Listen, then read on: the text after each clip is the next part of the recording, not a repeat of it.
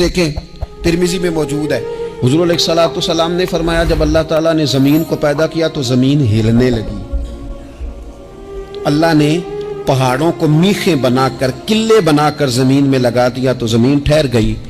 فرشتے فوراً عرض گزار ہوئے کہ مالک تیری سب سے طاقتور مخلوق یہ پہاڑ ہیں؟ فرمایا نہیں، لوہا جو ہے نا وہ پہاڑوں سے بھی طاقتور ہے، کیونکہ لوہا پہاڑ کو کاٹ دیتا ہے۔ یا اللہ پھر لوہا سب سے طاقتور ہے؟ فرمایا نہیں، آگ اس سے بھی طاقتور ہے۔ کیا آگ سب سے طاقتور ہے؟ تو فرمایا نہیں، پانی بھی ہے۔ کیا پانی طاقتور ہے؟ فرمایا ہوا بھی ہے، جو پانی کا رخ پھیر دیتی ہے۔ مسلمانوں خدا را اس سے بڑا ذوق نہیں ملے گا۔ میں طاقتور ہونے کا طریقہ بتا رہا ہوں۔ ہمارے ہاں لوگ سمجھتے ہیں کہ میں بولتا زیادہ ہوں اس لیے میں طاقتور ہوں، میرے پاس اسلحہ زیادہ اس لیے میں یہ دیکھو حضور نے بتایا طاقتور کون ہوتا ہے۔ یا رسول اللہ پتھر پہاڑ طاقتور ہے؟ تو فرمایا نہیں، ان پر تو لوہا ہے، لوہا طاقتور ہے، نہیں اس پر تو آگ ہے، آگ طاقتور ہے، نہیں اس پر تو پانی ہے، پانی طاقتور، اس پر تو ہوا ہے۔ تو حضور پھر مہربانی کریں بتائیں طاقتور کون ہے؟ تو یہ دیکھو نا، یہ یاد رکھو نا، یہ کائنات کے سب سے بڑے حکمت والے محبوب کی بات یاد رکھو نا۔ حضور فرمانے لگے سب سے زیادہ طاقتور وہ مومن ہے جو سیدھے ہاتھ سے صدقہ دیتا ہے اور دوسرے کو پتہ بھی نہیں لگنے دیتا۔ اس ہاتھ سے صدقہ دیا اور اس ہاتھ کو پتہ، جس میں یہ اخلاقی طاقت آ جائے نا کہ اللہ کے رستے میں دیکھ کر پھر اسے چھپانا آ جائے، وہ بڑا طاقتور آدمی۔ میں یہ سب سے بڑا طاقتور ہے جس نے اپنے رب سے راز نیاز شروع کر لیے، اللہ کے رستے میں دیتا ہے پھر کسی کو خبر۔ یہ کون سی طاقت ہے؟ یہ روحانی طاقت ہے، یہ اخلاقی طاقت ہے، یہ کردار کی طاقت، یہ سوچوں کی طاقت ہے، یہ آپ کے مزاج کے بلند ہونے کی طاقت ہے۔ لیکن اگر مسجد میں ٹائلیں لگوا کر بھی ایک ٹائل پہ نام لکھوا لیا ہے، اگر کہیں تعاون کر کے بھی کہا میرا ذکر کرو، کوئی خدمت کر کے کہا میرا نام لو، پھر آپ کمزور ہیں، پھر آپ طاقتور نہیں ہیں، پھر آپ نے بزدلوں جیسا کام کیا، پھر آپ نے وہ رنگ اختیار کیا ہے جو شاید آپ کو ذہنی طور پر بڑی کوفت میں مبتلا کر دے۔ تو اعصابی طاقت، اعصابی قوت، آپ دیکھیں حضرت صدیق اکبر رضی اللہ تعالیٰ عنہ، حضور نے تربیت کی تھی نا۔ میں ذمہ داری سے کہتا ہوں کہ تعصب کی اینک نہ کسی نے پہنی ہو، ورنہ کائنات میں عشق کی داستان ختم ہو جاتی ہے جناب صدیق اکبر پر۔ جو پیار انہوں نے مدینے والے محبوب سے کیا ہے کوئی کر ہی نہیں سکتا۔ اور ہر وقت کی جدائی، ہر وقت کی، یعنی بیٹھے بیٹھے نا حضور کے وصال کے بعد بیٹھے بیٹھے حضرت صدیق اکبر اٹھ کے نا تو ایک رستے پہ چلنا شروع ہو گئے۔ کسی نے پوچھا ابو بکر کہاں جا رہے ہو؟ کہنے لگے یار ایک دن نا محبوب 2-3 دن کے لیے کہیں گئے تھے، اس رستے واپس آئے تھے، جنہاں دے دل پر جانی وچھڑن کون روے پھر تھوڑا، یہ سب روگاں دا روگ محمد جس دا نام وچھوڑا۔ پریشان ہوں تو دل کر رہا پتہ نہیں یہاں سے آ نہ جائیں۔ اتنا زیادہ محبوب کی غلامی اور نبی پاک کی محبت کا ذوق، لیکن اعصابی طور پر مضبوط کتنے تھے؟ حضور کے وصال کے بعد جس بندے نے اپنے پروں کے نیچے پوری امت کو سنبھال لیا ہے نا، اس کا نام بھی ابو بکر صدیق ہی ہے۔ ایسے ایسے سنبھال لیا، سب سنبھال، دکھ سب سے زیادہ لیکن سنبھالا۔ کوئی زکوٰۃ کا منکر پیدا ہو رہا ہے، کوئی ختم نبوت پہ حملہ کر رہا ہے، کوئی کچھ ہو رہا ہے، کوئی کچھ ہو رہا ہے، ابو بکر صدیق نے فرمایا سارے لشکر روانہ کرو، جہاں جہاں حضور نے فرمایا تھا جہاد کرو۔ فرمایا جو ایک رسی بھی زکوٰۃ کی نہیں دے گا وصول کریں گے۔ لوگوں نے کہا حضور حالات بڑے اور طرح کے ہیں، کیسے کام چلے گا؟ حضرت عمر جیسے دلیر بندے بھی کہنے لگے جناب یہ نظام کیسے چلے گا؟ تو ابو بکر صدیق فرمانے لگے عمر تجھے تیری ماں روئے، تو بڑے مضبوط مزاج کا تھا، یہ مجھے کیا پیغام دے رہا ہے؟ فرمایا عمر یاد رکھ اگر میں مدینہ منورہ میں اکیلا بھی رہ گیا اور جنگل کے درندے میرا آ کے گوشت بھی نوچ کے لے گئے تو پھر بھی میں ان اصولوں پر کھڑا رہوں گا جن اصولوں پر مدینے والے رسول نے مجھے کھڑا کیا ہے۔ ذرا گنجائش نہیں، ہم یہاں سے مضبوط لوگ ہیں، یہاں سے ذہنی بلندی، ذہنی پختگی، یہ حسن ہے زندگی کا۔ یہ کیا بات ہوئی परसों फैसला कोई और था, सवेरे प्रोग्राम कोई और बन गया। कल फलाने का मुरीद था, आज मुझे फैज नहीं मिला, इधर जा रहा हूं। परसों फलाने को उस्ताद बना बैठा था, आज मेरा प्रोग्राम बदल गया है। कल मेरी सोचें और थी, आज मेरी सोचें और हैं। जो कौम सारी जिंदगी तायुन ही ना करे वो काम कैसे करेगी?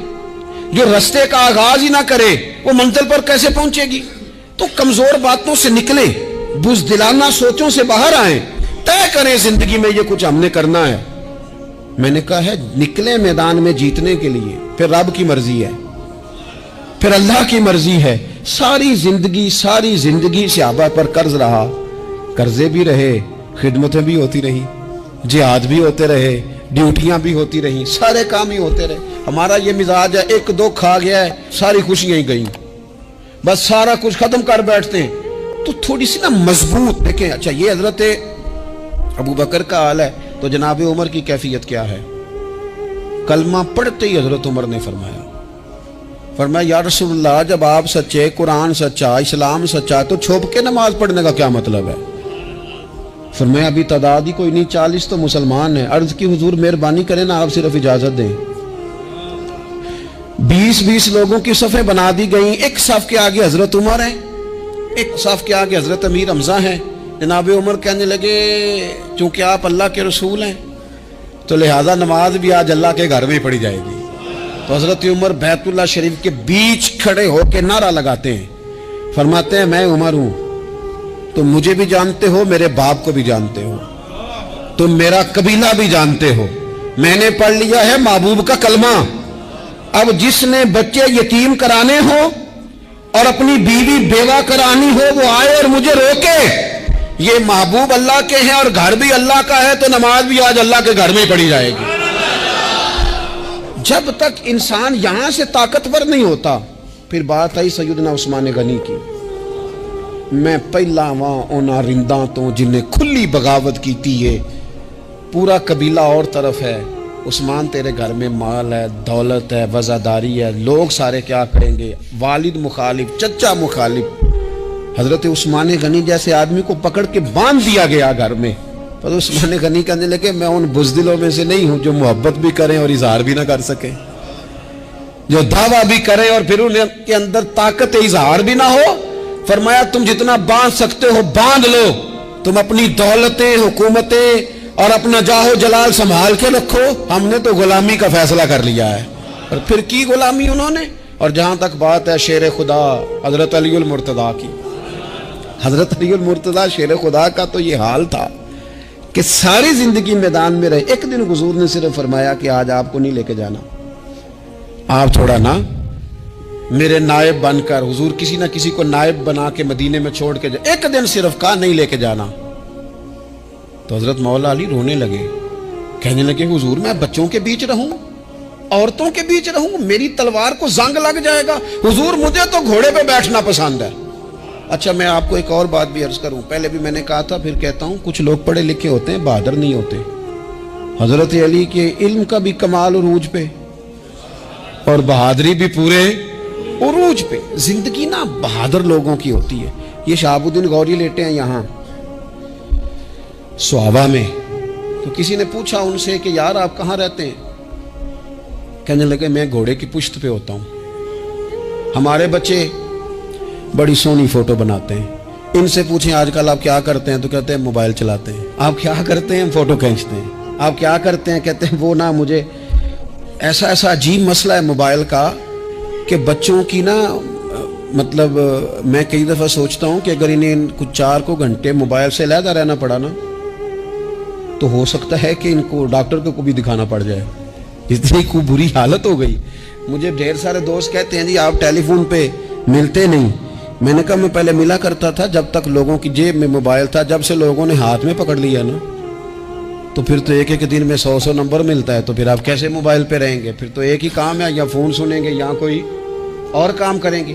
तो थोड़ी सी हिम्मत वाली जिंदगी गुजारें।